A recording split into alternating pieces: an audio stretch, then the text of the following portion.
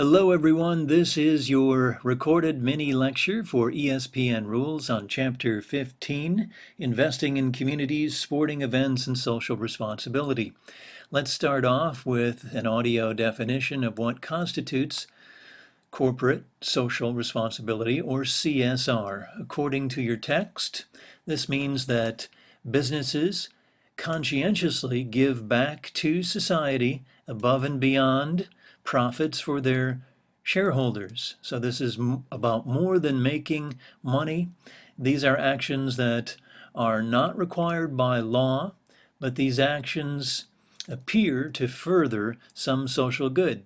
So let me take a few minutes here and give you some examples, national, local, and global, of such corporate social responsibility actions. Let's start globally. You have the recent Winter Olympics that happened in Sochi, Russia. Well, some of you, if you know history, if you know current events, know that Sochi used to be a resort area just for basically the Russian people, but now after billions and billions of dollars of investment in their infrastructure, it can be a worldwide tourist and resort destination. There's an example of some good coming out of the Winter Games. Brazil, the site of the World Cup and coming up the next Summer Olympics. Well, you've got a lot of poverty in this developing nation, in cities in that nation. And so, again, reinvestment in the community. Getting a little more national and regional in some examples. You know, the Pittsburgh Steelers give back to the community.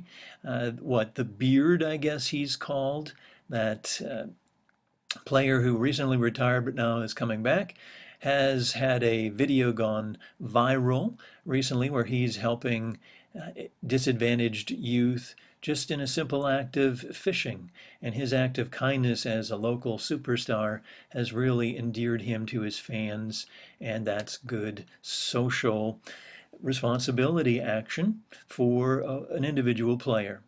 How about the Green Bay Packers, one of my favorite teams? I grew up in Wisconsin. They have a long tradition for decades now of during training camps, just once or twice a summer after practice, going out, meeting the Green Bay area youth and riding a bicycle with them. The kids bring the bike, the players get on the bike, and the kids and players head off to a destination for an ice cream cone or something. Simple acts, but very memorable for youth and provide good relations for the teams. The Pittsburgh Steelers do visits to area colleges, high schools during the off season, and they play basketball games for charities. They'll be coming to Bethany. They usually do every year, so who knows, maybe you can be playing against a Pittsburgh Steeler. And one more example for the state of West Virginia that's in the news recently. Down south in the Greenbrier, which used to be called America's Resort, the new owner of the Greenbrier, a West Virginia named Jim Justice, who, by the way, coaches local sports down in that area, decided, after talking to New Orleans Saints officials, that he would try to attract that professional football team to southern West Virginia each year for football training camp. And it just started this past July, a 3-week camp. It was a $30 million investment that took just 90 days from start to finish. And now that area has a sports training facility to be used all year round by various sporting entities, from Little League groups to other professional teams. So corporate social responsibility. Let's now look at the brief history of this phenomena. You know, it used to be seen as just simply being charitable.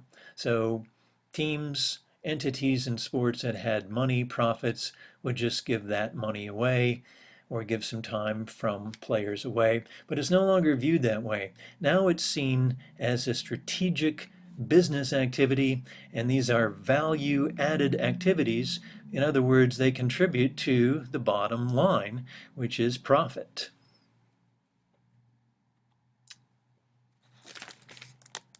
So we have 3 more slides, less than 10 minutes left in this mini lecture.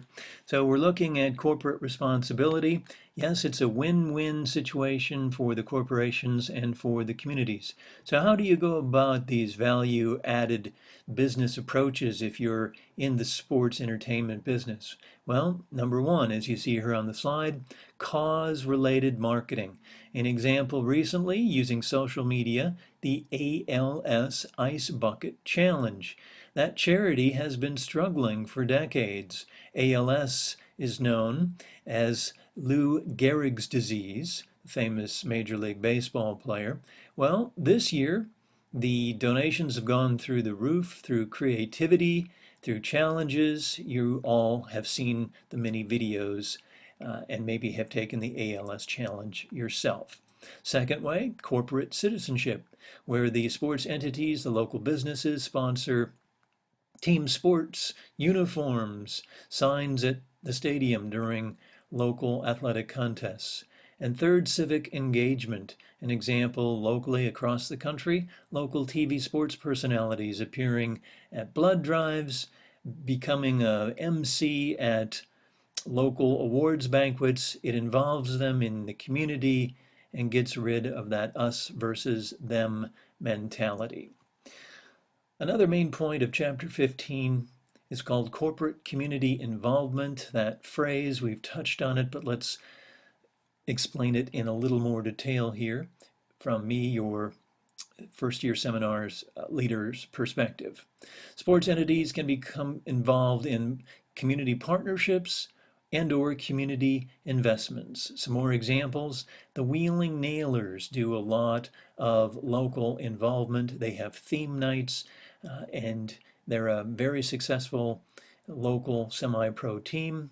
And by the way, internships are available for you at the Wheeling Nailers organization. Same thing with the local professional baseball team in this area, the Washington Wild Things. So again, as we're wrapping up this brief mini lecture, moving forward, what's next for corporate social responsibility sports entities? And by the way, a little aside, some of you are communication majors and eventually you'll be studying in some more depth theory. Social responsibility theory is one of the significant communications theories, and it began really back in the 1960s from the actions of a group of scholars, business people, practitioners in Chicago, in that area, and it was called the Hutchins Commission. But these ideas are still very much valued and acted upon today. So here's our third slide. It's a very brief one. Moving forward, sporting events can become even more of a vehicle for social inclusion. So we're talking about societal problems in the United States at the national level, and we can talk here about racism and how sports can help communities become more inclusive. Social mobility, it's an area that we've talked about briefly before in this class already, this seminar, where local athletes can try to get scholarships to move out of an area that is somewhat impoverished. Owners now, because this is a huge business in the United States and around the world, need to continue to think strategically and focus their sports teams or sports association athletes wisely for lasting community benefits. They don't want to just do this on a one-off basis. They want to reinvest in their local communities. And sports entities also need to understand and exploit their community's local strengths. Each community is different, and you can't use a one-size-fits-all approach. And here we are now on the last slide for this mini lecture recorded version for ESPN rules.